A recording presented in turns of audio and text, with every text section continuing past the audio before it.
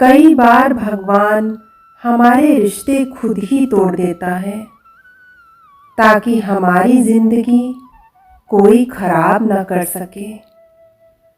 दुनिया में सबसे खुश वही लोग हैं जो ये जान चुके हैं कि दूसरों से किसी भी तरह की उम्मीद रखना बेकार है। जिंदगी में थोड़ा दुख भी जरूरी है। हमेशा सुख ही मिलता रहेगा तो आप जीवन में कभी आगे नहीं बढ़ पाओगे। ये गलत सोच है इंसानों की कि एक अकेला इंसान क्या कर सकता है। पर देखो जरा उस सूरज को जो अकेला ही सारी दुनिया को रोशन करता है। भाग्यशाली वो नहीं होते जिन्हें सब अच्छा मिल जाता है, बल्कि भाग्यशाली वो होते हैं जिन्हें कुछ भी मिलता है उसे ही वो अच्छा बना लेते हैं। गीता में लिखा है, जब इंसान की जरूरत बदल जाती है तब उसके बात करने का तरीका भी बदल जाता है। फायदा सबसे गिरी हुई चीज है, लोग उठाते ही रहते हैं। हारता वो है जो शिकायत बार बार करता है और जीतता वो है जो कोशिश 1000 बार करता है। जिस इंसान को हम बेहद प्यार करते हैं वही इंसान हमारा सबसे ज्यादा फायदा उठाता है, क्योंकि वो इंसान जानता है कि हमारी कमजोरी क्या है।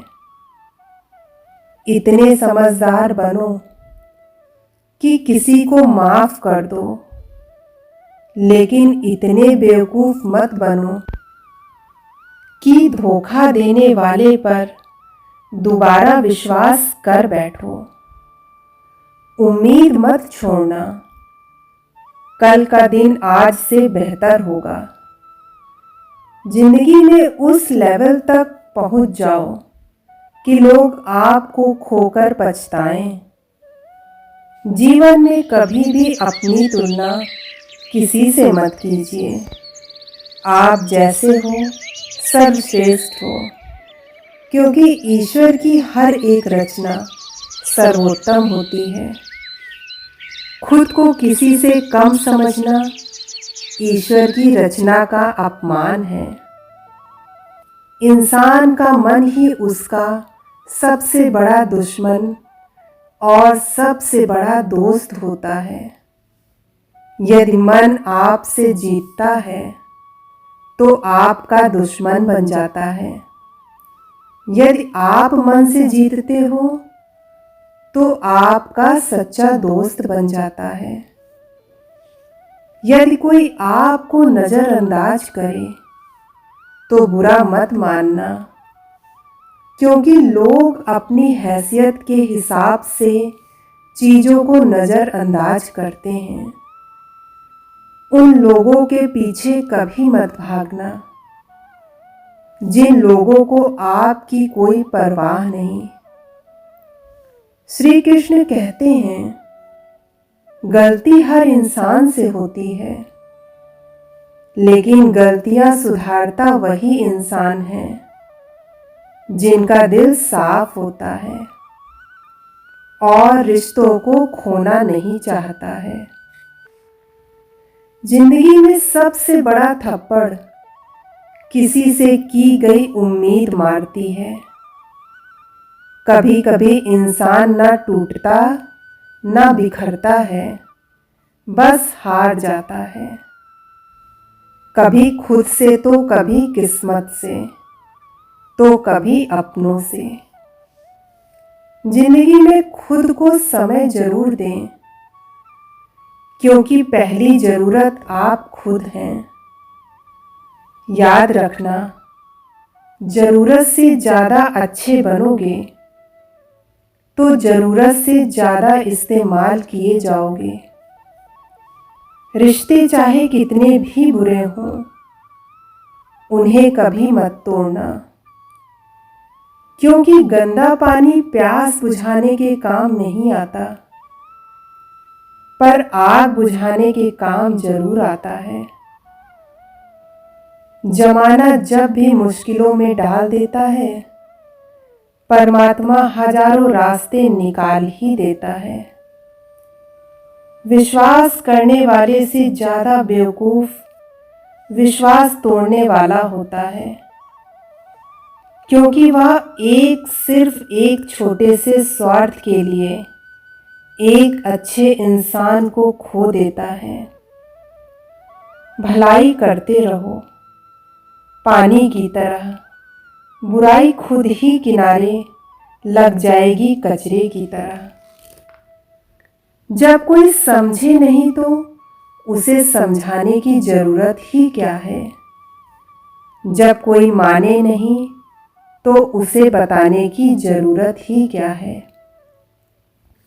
सच्चे मन से किसी जरूरतमंद की मदद करके देखो।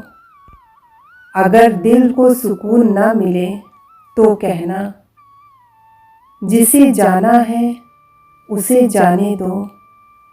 अगर वो आज रुक भी गया तो कल चला जाएगा। इंसान को इंसान से दूर कर देने वाली सबसे बड़ी चीज जुबान है। दूसरी चीज पैसा है। जिन्हें सपना देखना अच्छा लगता है, उनकी रात छोटी पड़ जाती है। जिन्हें सपने पूरा करना अच्छा लगता है, उनके दिन छोटे पड़। किसी की आदत देखनी है तो उसे इज्जत दो।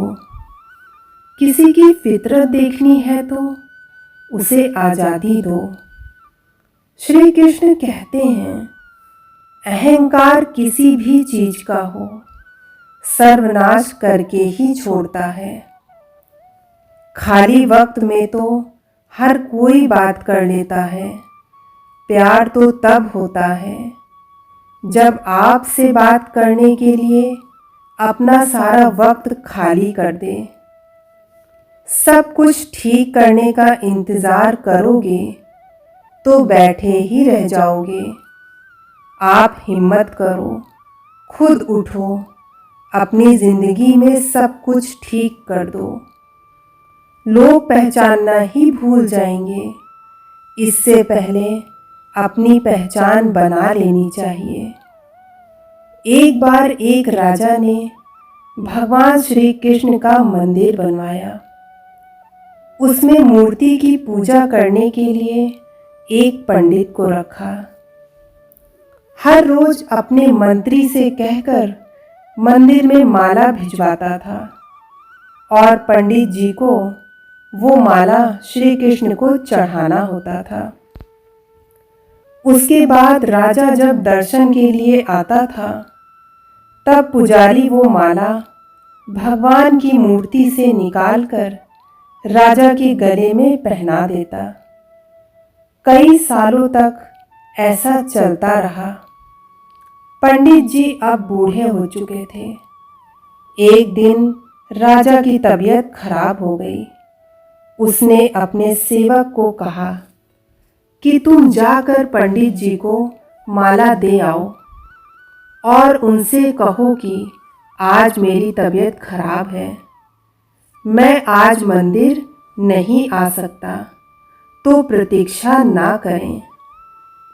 फिर राजा का सेवक वो माला लेकर पुजारी के पास गया और पूरी बात बता दी।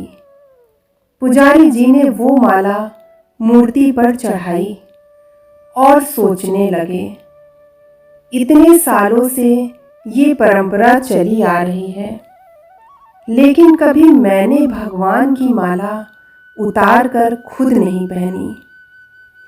शायद आज भगवान की यही इच्छा है कि ये माला मैं पहनूं। इसलिए आज भगवान ने राजा को नहीं भेजा।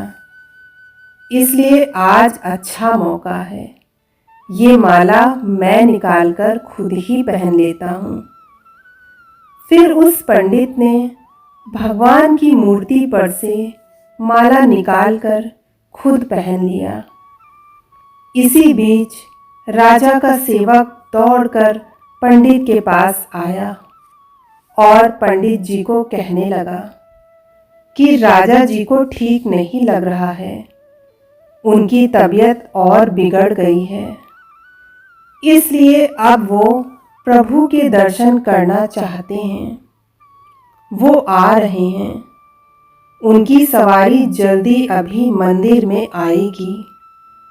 उन्हें लगा ये परंपरा कहीं टूट न जाए, इसलिए वो आज भी मंदिर में आ रहे हैं।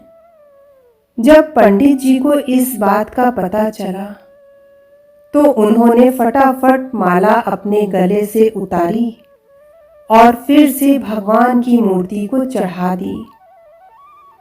फिर कुछ देर बाद राजा वहां आए और रोज की तरह पंडित जी ने भगवान के ऊपर से माला निकाली और राजा को पहना दी।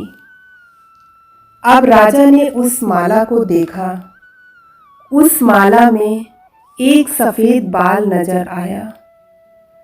राजा ये समझ गया कि ये बाल पंडित का है। राजा ने पुजारी से पूछा, क्या ये माला आपने पहनी थी?